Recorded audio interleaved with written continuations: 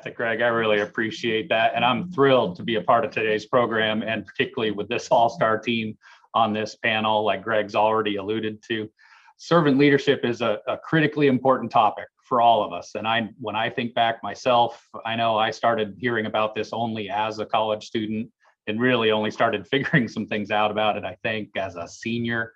I would like to think if I had joined the fraternity at a younger age, I'd have had more of an opportunity to figure this stuff out. And that's the power of today's session, is getting a chance to explore that and understand servant leadership a little differently. It's one of these things that gets tossed about quite a bit. The phrase is out there, but sometimes we don't always understand that. We don't really dig into what it means. So the goal today is to expand your mindset about this and help you think big about it, but also to bring that focus in and to make it very real for you as an individual, for you in your own group on campus, and what it means for us in the fraternity. So as Greg said, we've got 4 fantastic panelists, guys that I have learned from. All 4 of these men have served on TEAC's Grand Council, and they exemplify that commitment of leadership to the organization. And I have personally had the opportunity to work with them and to observe them in action and to see the manner in which they do this work and the way they serve and their style of leadership. And that's a lot of what servant leadership is, but it's a skill set and a mindset. And we're going to explore that here today. So to start off, I'll bring in Frater Ed Moy, who was initiated into TEAC's Lambda chapter at Wisconsin-Madison and is a member of TEAC Circle of Excellence. Frater Moy served on the Grand Council from 2007 to 2013 and is a past Grand Preakness. Professionally, Frater Moy served as special assistant to the president for presidential personnel under the George W. Bush administration, and he was the 38th director of the U.S. Mint. Frater Ed, I'm so thankful you're here, and I'll ask you to kick us off with, what do you think servant leadership is? What's that brief definition or that critical element to this idea we call servant leadership? Frater Chris, first of all, thanks for inviting me to be part of wonderful fraters here that have deep experience in servant leadership, and I'm just honored to be part of all this. Second, thanks for that wonderful introduction, and I want you to know I'm no longer Mint Director, so I can't give you a free sample for the great way that you introduced me. Third, to answer your question, what is servant leadership? So let me contrast it first by what traditional leadership is. So traditional leadership is a model that's been around for a really long time. It's what a lot of people think about what leaders are, and that's the all-knowing, all-powerful driver that leads the organization, right? They don't ask questions because they have all the answers, and they direct the organization right down to the smallest detail. Right, many successful examples of that. Steve Jobs over at Apple, I think was that type of leader. I mean, he was very exacting about what he wanted. He had the vision. He organized the whole organization to get it done. But servant leadership, it's been around for a long time, but only recently has it been acknowledged as an effective way to lead an organization, especially if you want to build an organization that thrives long-term, regardless of who the leader is. And so quite simply, it is the leader not as the all-knowing authoritarian. It is the leader as someone who serves the organization and serves the people in the organization. Of course, you know, they help define the vision, what the goals are. But instead of having the whip and being the taskmaster, making sure it all gets done the way that the leader wants it to get done, what the servant leader ends up doing is spending a lot of time empowering all the people in the organization to get that work done. I recognized very early on in my career, I was very seldom ever going to be the smartest person in the room. So I've just built my career around being the person who can recognize the smartest people in the room, get them all together, show them the common goal, give them parameters, and help coach them in order to meet that goal. And what I found is not only can I get more done that way? Because it's just not one person driving it. But I build up a whole organization full of leaders that over time become servant leaders, and then they mentor others, and in the end, you get a great, strong organization. And so I think the reason why servant leadership is important for TEAC is that type of leadership is very consistent with our mission, better men for a better world. And we're not here to create individual superstar leaders, although we have many of them in our fraternity. What the end result of what we do through our training programs, RLC, the Leadership Academy, etc., is that empowerment. It's the training, it is the coaching of developing a lot of people to get the work done. And so I think that's the short answer to your question. I love it. That's a great way to start us off. I appreciate that, Frater Moy. Next on our panel, Frater Mark Romig, my big brother, one of the men who initially recruited me into the fraternity. Mark initiated into TEAC's Theta Mu chapter at the University of New Orleans. He too is a past Grand Preakness who has served both on the Grand Council and the TEAC Foundation's Board of Directors. Professionally, Frater Romig has served in leadership roles in multiple organizations. He's currently the Senior Vice President for New Orleans and Company, the destination marketing organization for New Orleans, for the tourism industry there in the city, and also in his current role and as part of a family legacy as the voice of the New Orleans Saints. Frater Mark, it's great to have you here. And with what Frater Ed started us off with, what would you add to that in your mind? What is one of those most critical elements to servant leadership? Yeah, thank you, Frater Chris. It's great to be with everyone today, and happy belated New Year to everybody as well. Ed nailed it on hit the nail on the head with his description of servant leadership, and I think it leads to you to want to think that you're leading by example, that you're willing to do any job in the office, you're willing to do any job in the chapter, you're willing to get your hands dirty, and by doing that and by showing that leadership through example, you're creating that sense of importance of everyone else that you work with, because you want to show why their jobs are important as well, whether it's a chapter office or if it's somebody working across the desk from you. So leading by example, I think, is a key element of how you can make sure that you're doing your job as a servant leader and that you're growing the talent base that you need, either at the chapter level, on the alumni association level, or in my case, around the office. To Ed's point, I'm certainly not the smartest guy in the room, and letting other people do the best that they can be and do the best that they can do is the job of the servant leader. Fantastic. That's a great addition. And we'll just carry that on from there. And let me introduce to you Frater Brian Montgomery. Brian was initiated into TEAC at the Gamma Upsilon chapter at the University of Texas. Brian was also on the council from 2011 to 2018. Frater Montgomery serves as the Assistant Secretary of Housing and Urban Development, also known as the Commissioner of the Federal Housing Administration, and also served as the Acting Secretary of that department for time. So Brian, I'm happy to have you here as well. And I'm curious, from your perspective, how do we recognize servant leadership as something other than what Frater Ed started talking about as traditional leadership? What do we recognize? What do you see as different between the two?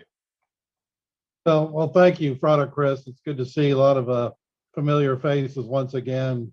It's interesting, most of us on this panel have been around a few decades, and we've seen a lot of different management styles. Some of us worked in business, some of us worked in government, some of us did both. But I think at the core, we all had sort of our guiding principles about what makes a good leader.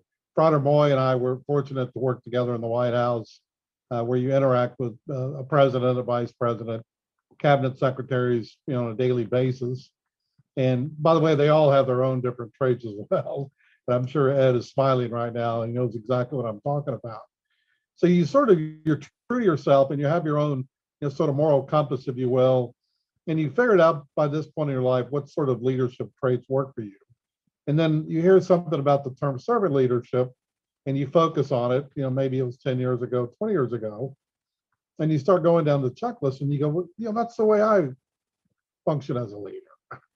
One of the things my dad used to always tell me, it's amazing how much you can learn when you're not moving your mouth. Meaning you learn a lot more when you listen to people than when you talk to them.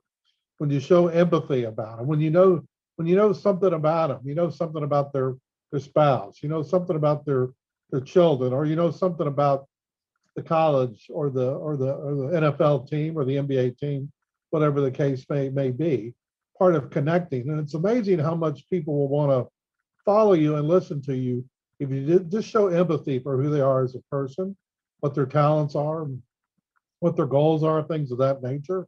And again, this is not, to borrow the phrase, rocket science. This is all, human interaction, and a lot of it just comes with time. Sure, there's a checklist if you study servant leadership in the truest sense of the term.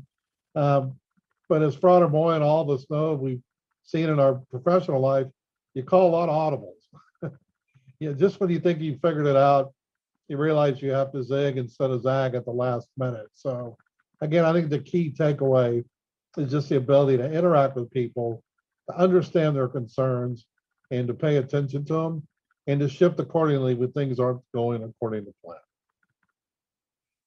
Thank you for that. I love how this picture keeps kind of building out, where there are themes that reinforce each other and we keep adding new elements to it.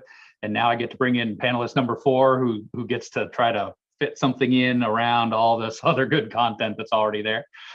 Frater Chuck Whittington was initiated at the University of Southern Mississippi into TEAC's Pi Psi chapter. He too was on the Grand Council. Professionally, Frater Whittington was a Major General. That's 2 stars for those of you keeping count, and served as the Deputy Director of the United States Army National Guard. Currently, he's the Vice President and Chief Information Officer for the Pactiv Corporation. Frater Chuck, I'm thrilled to have you here as well, and batting cleanup on this. What else would you add to this definition of servant leadership and our understanding of what this really is all about? Well, first, Chris, thanks for having me on. And I want everybody to know this officially is the first time I've ever been asked to bat cleanup in anything I've done in my almost 60 years on Earth. So I'm going to remember this moment, especially with the guys batting number 1, 2, and 3 here. So, but if you listen to what Ed said, Ed talked about empowerment. Mark talked about leading by example. Brian talked about active listening and empathy. And the one element I think that ties them all together is accountability. So regardless of whether it's the team, whether it's the goal, whether it's the self, how do we as leaders make sure that we have those touch points, those directed telescopes, to ensure that we're staying on our center line?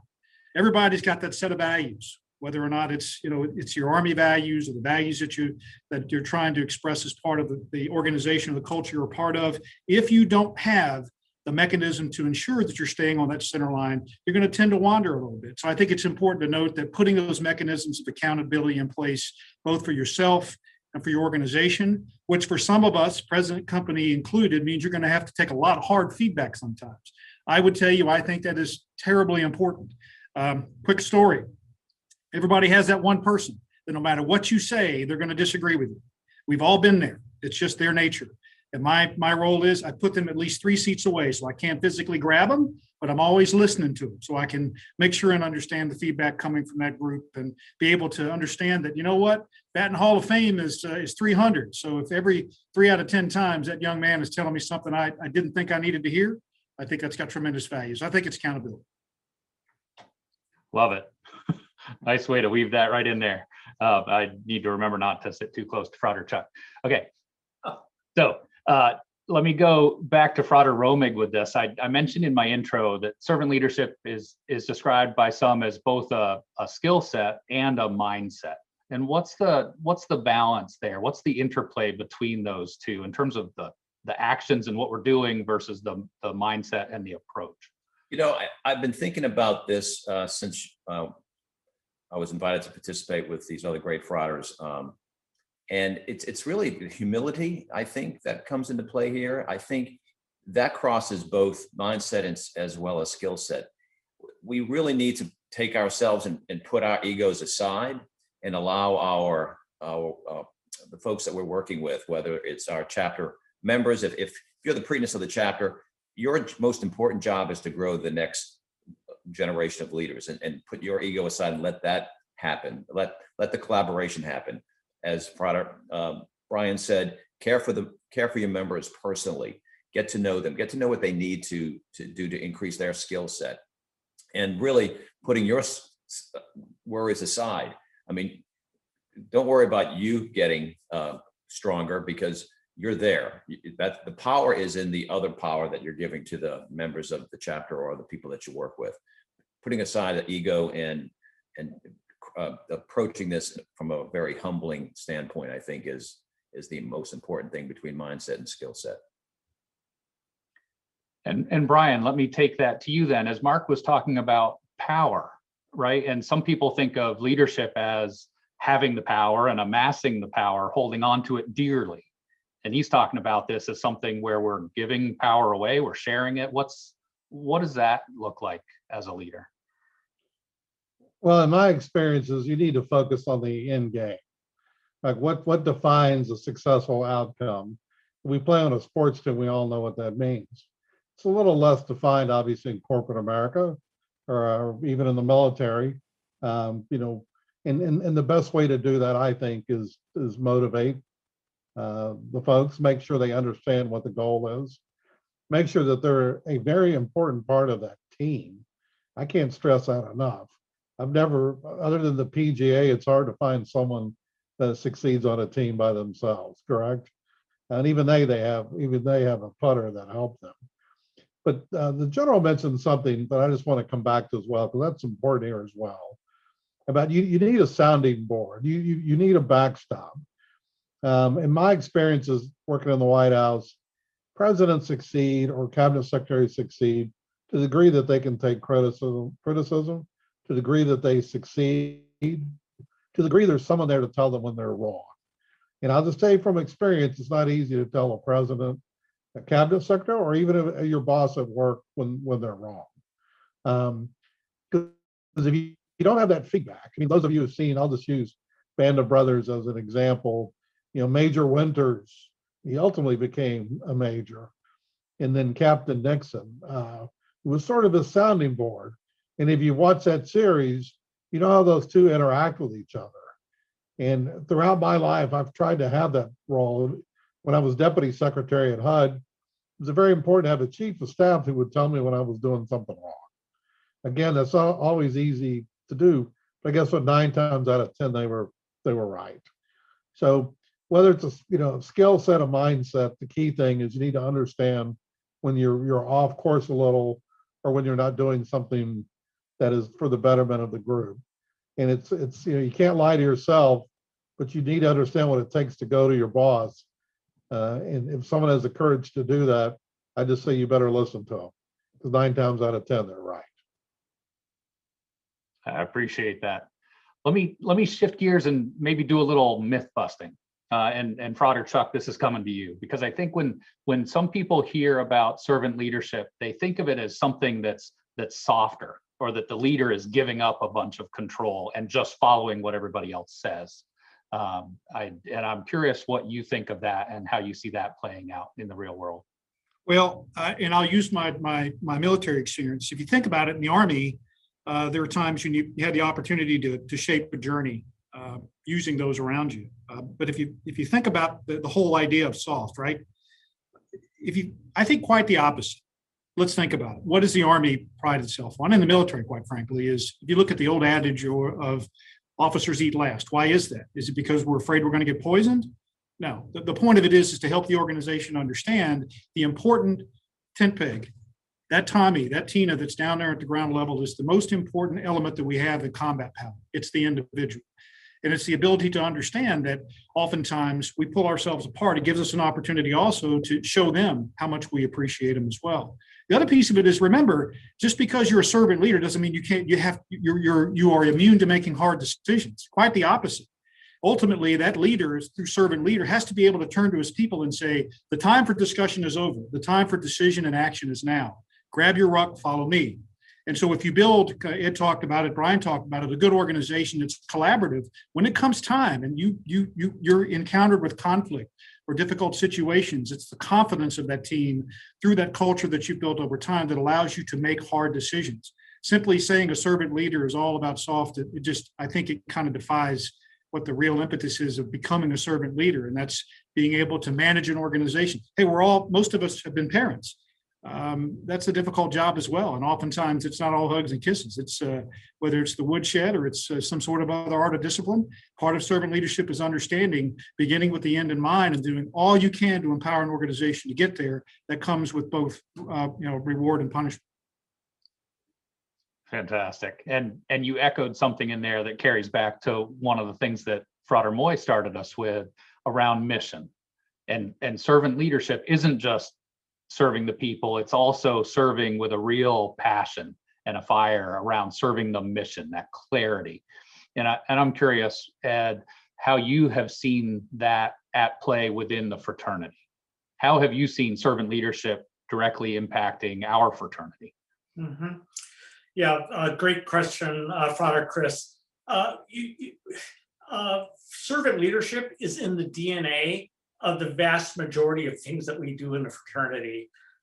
What I experienced joining the Grand Council when Frater Mark Johnson was the Grand Preakness was his job was to bring the Grand Council together and focus on what can we do to help the fraternity strengthen, grow, and succeed in the future.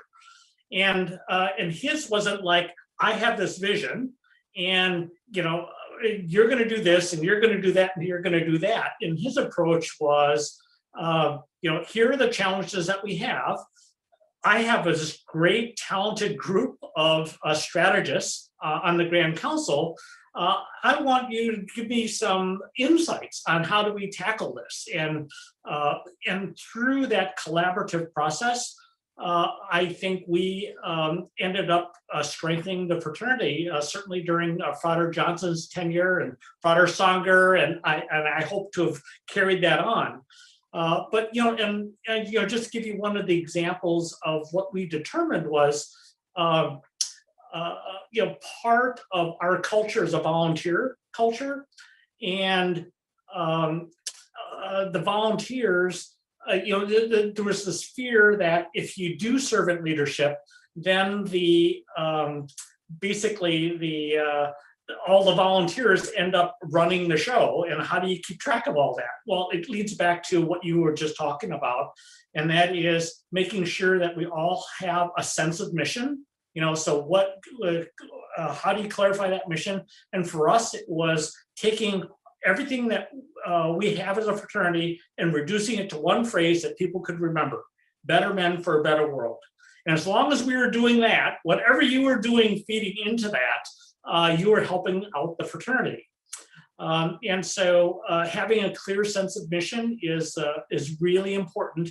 But I want to echo something that General Whittington also said, and that is listening. One of the things that I see as key in our fraternity is the ability to have the freedom to ask the questions that are on our mind without thinking that we're stupid or getting berated for it.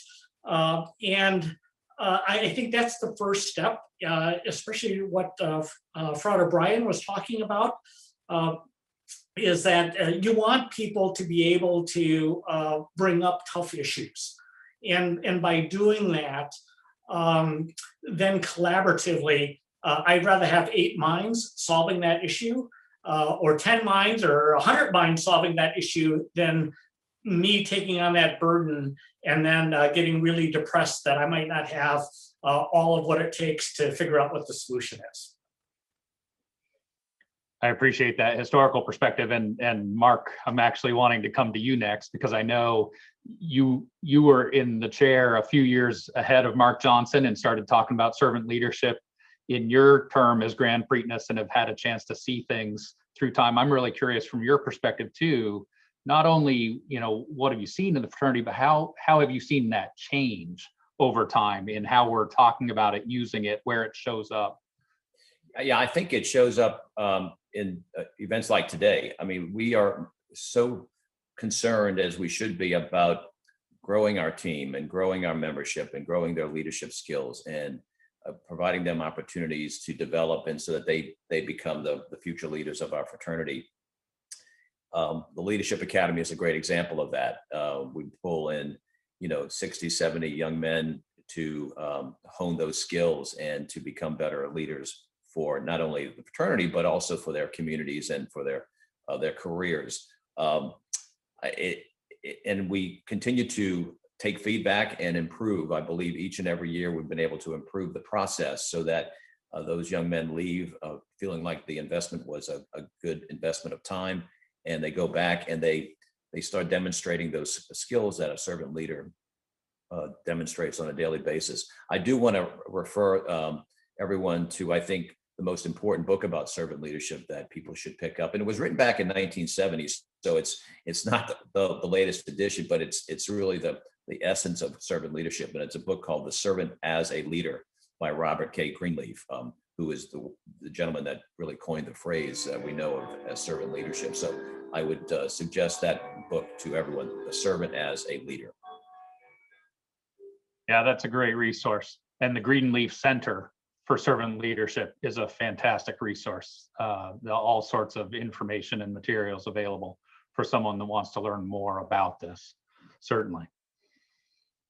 I'm curious about the motivations of leaders. And sometimes going back to Greenleaf, he talked about leader first versus servant first, was talking a little bit about, where folks are coming to and what's driving them as a leader.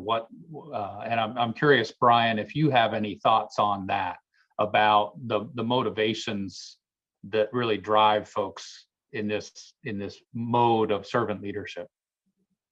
Absolutely. It probably doesn't matter much if you are in the military or work in the private sector or work in the federal government. There are certain things that are expected of you. There are certain outcomes that are expected of you as well. A quick example, when I just rolled out of HUD in the last year, and by the way, no one comes up to you ahead of time and says, hey, there's a crisis that's going to happen tomorrow, right? So this time last year, maybe even a little before that, some of us had even ever heard the word COVID-19. Yet today, it's something we see and hear and experience the ripple effect of it every day. So at HUD, we take care of or assist 30 to 45 million Americans. And it became real quickly apparent to us that it was going to be business as usual for a lot of reasons. Whether it's the Federal Housing Administration and its 8.5 million borrowers, or whether it's the 4.5 million households that live in public housing or other subsidized housing, or whether it's the tens of thousands of communities, Frater Romig was familiar with this, who depend on the Community Development Block Grant Program. The ways that we had done business, and I know everybody would nod their head yes here, literally changed overnight. The motivation was very clear. We've got to get it right here. There are too many people counting on us. And literally, it's almost like the years of management experience, of interacting with people, of school, of whatever, the continuing education courses you took. I'll just tell the collegiate members, it's amazing how over a period of time, you don't forget all this. And it builds up to a point, and I know everyone here on this panel has experienced some crises together, but it was almost like you had prepared for that during your entire life. And so that's why we do these sorts of events, as Frater Romig suggested, is to prepare people, to make them for better men, for a better world, regardless of what their choice is in life, in terms of what sort of profession or ultimate job or whatever, is to listen, to learn, to understand exactly why it's important to function as a team. Because I trust you, at some point in life, when you have that crisis, you're going to be glad that you spent the time over your career to learn about interacting with people, about working why a team is so important, and why it's important that you help the people that rely on you so much. Thank you for that. One of the hallmarks I see of servant leadership was, hinted at already by a couple folks in terms of building out the talent base, growing the organization, Frater Whittington, I keep hearing this phrase about, the best leaders aren't growing followers, they are growing other leaders. And how do we do that as leaders? How do we keep that in mind with everything else we're facing and make that a priority and understand the need for that? Oh, I'm sorry, Chuck, you're muted. My wife tries to do that to me all the time, Chris. Don't worry about it. I think what Mark said at the beginning probably best describes it. Lead by example. At the end of the day, again, they nailed it. I'm not going to go into the religious piece of it, but I tell folks all the time, if you're striving for perfection, you're going to fail miserably. And that's the beauty of leadership as well, is if you build that collaborative team, you're going to be able to understand that it is a team enterprise. Leadership is a team enterprise. It's not an individual sport. Anybody that stands up and says that they grew to be a leader based on their sole actions, you would not follow that person into a supermarket unless it was out of morbid curiosity. The second is you got to have a good set of moral values. And if you can't espouse those now, then I think that's problematic. So for all of you get those values, those set of values become your center line. So, Brian mentioned it, whether you're in industry, whether you're in government, whether you're in the military, that's center line of your values. And so when your organization sees that you're true to those values, that's in my mind, the epitome of servant leadership, because they're going to hold you accountable to it.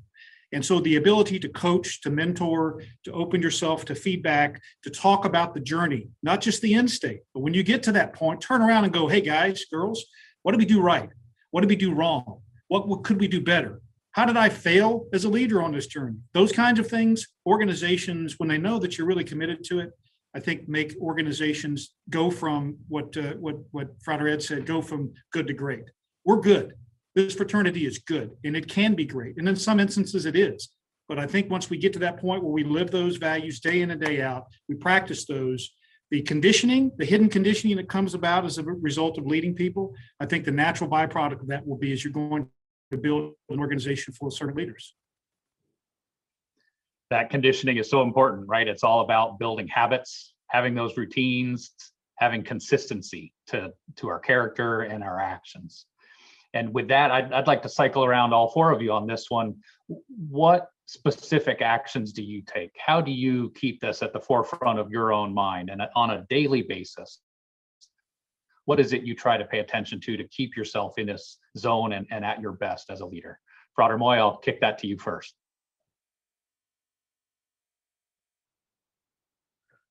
Yep, so it's really a summary of several things that were said already by this esteemed panel. The first is keep in mind what the mission of the organization is.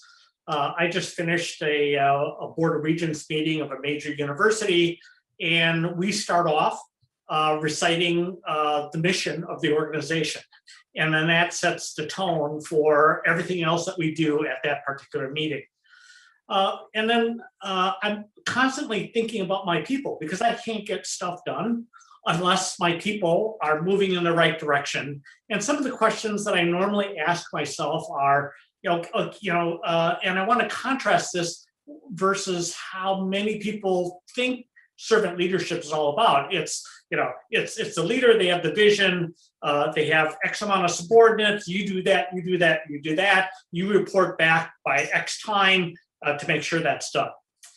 A servant leader still needs to get all that stuff done, but instead of just letting their people kind of figure that out, they're asking the questions, do they have the knowledge that they need in order to do their job well?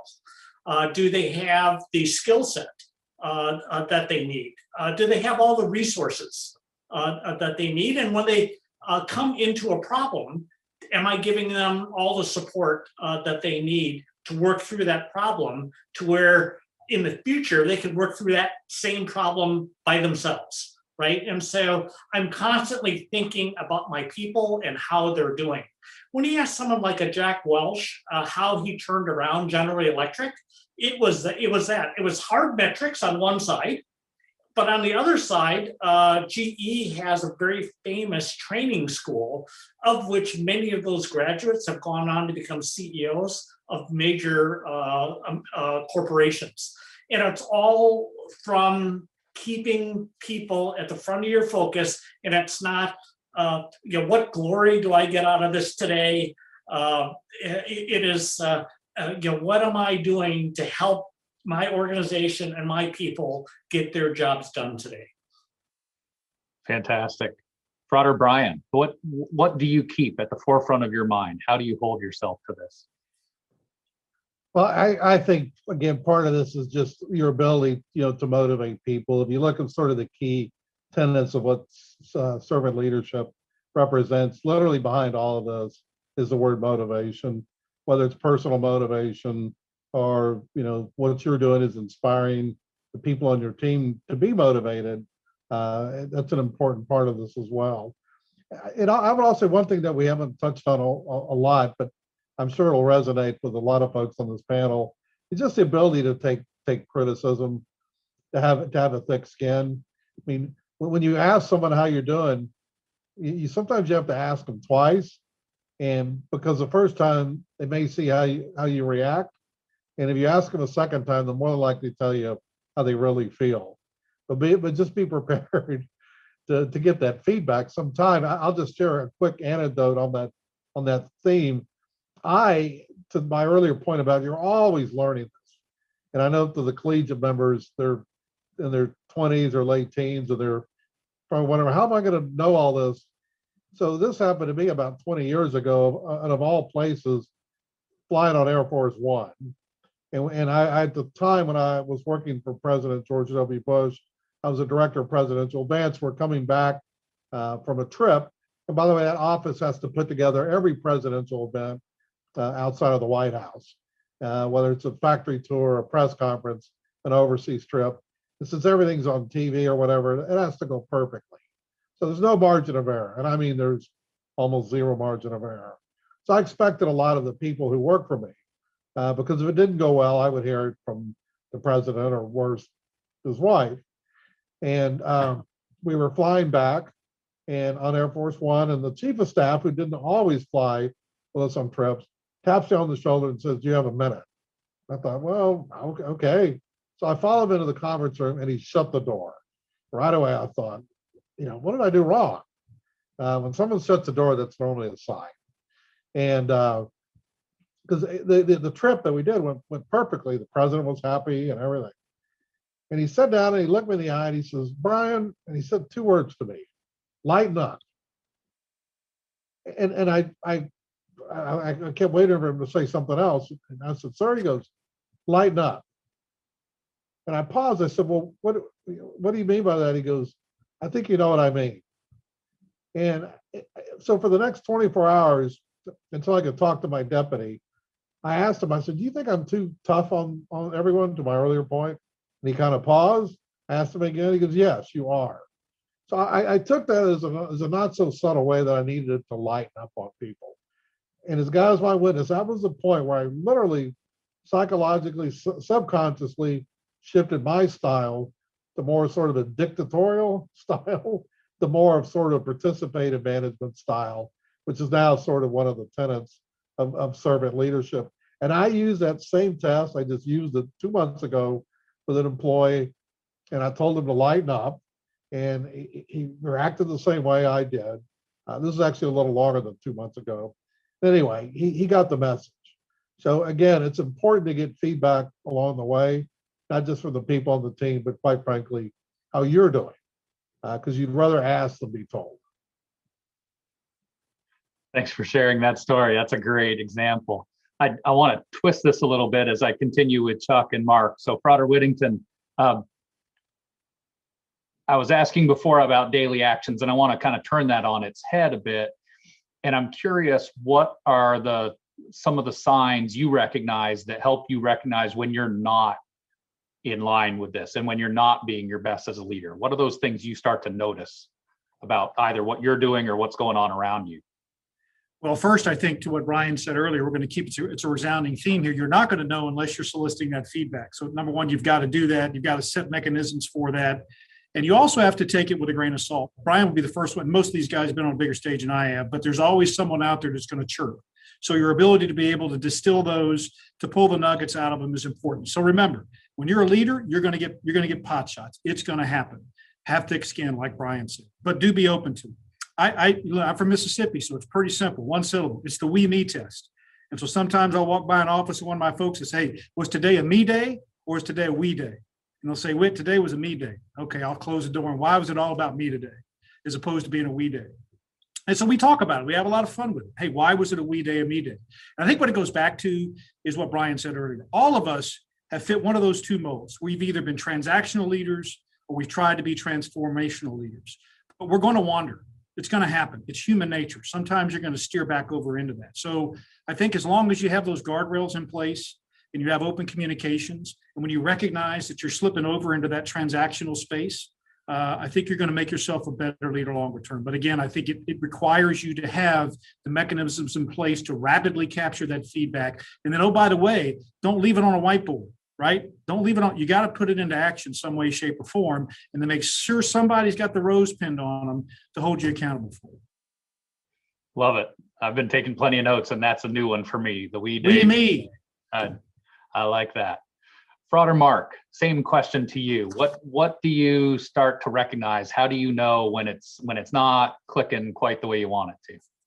As soon as I find myself talking too much and not doing the active listening, I think the communication process is so important in really hitting it out of the park as a servant leader. Our job is to listen, actively listen, be transparent. When I'm holding back too much information, my team members are not going to feel like they're empowered because they don't know as much as I do. When I feel like I can share, the trust begins. And that's what you need if you're going to be successful as any type of leader, but particularly as a servant leader. You want the people that you're working with to trust you and that they know that you have their best interests at heart. So again, since the pandemic went into place, we have a team meeting every morning at 9:00, and we have 13 people that we go around a similar screen like this. And I say very little. I want them to achieve. I want them to exceed. I want them to feel like and know that their jobs are so critical to what we do in the tourism industry in New Orleans. And I listen. I coach when I need to. I might offer some advice or, hey, did you think about this? Or what about this road or that road? And for the most part, I know I'm going down the wrong road if I'm leading by talking too much. That's something that I check. That's like checking your ego, it's part of the humility process. Oh, thank you so much. I am so grateful for everybody's contributions on this. I'm going to take 60 seconds to wrap this up. Each of you gets one final turn, the same order you came in. So Chuck, your bat and clean up again to close this thing out. Sound bites only, no stories. What's that single best piece of advice you can give to a young leader who wants to be better at leading in this fashion? What's that single best piece of advice? Frauder Moy, what would you share with a young leader? Listen to your language. If servant leaders, when asked how did you become successful, always say we, and what screwed up, they always say I. The traditional leader does the reverse. What do you do to be successful? I did all of this. And why did it screw up? Well, it was them. So watch your language. That's a great example of whether or not you're following the path. I love it. Yeah, looking in mirrors versus looking out the window. Great. Frauder Romig. I would say, in addition to what Frauder Moy said, I would say show people why their jobs are important, why that one job is so critical to chapter's success or to your business success, and let them know that they are part of that victory at the end. Thank you. Wonderful advice. Frauder Brian, what would you add to this? Yeah, just quickly, never stop learning. And you're probably at a point in your life where a mentor can be very helpful in a lot of different ways. Can't argue with that. Frauder Whittington, final word. And we're missing it. Understand the difference between art and science of leadership. That's important. And ultimately, it's about elevating others. Learn to elevate others. You can't understand the joy when you see someone young that you've learned to coach along the way, go on and spread their wings and become great leaders. It only happens if you invest time to elevate others. Thank you so much, Frauders. This information has been incredible. I hope everybody's taking notes, taking the value from this. And I think Brian put it really well there at the end about the importance of learning. The best leaders are the best learners. The best learners make the best leaders. This has been a fantastic opportunity for all of us to learn more. And I hope everybody carries away from this and keeps learning. Thank you so much.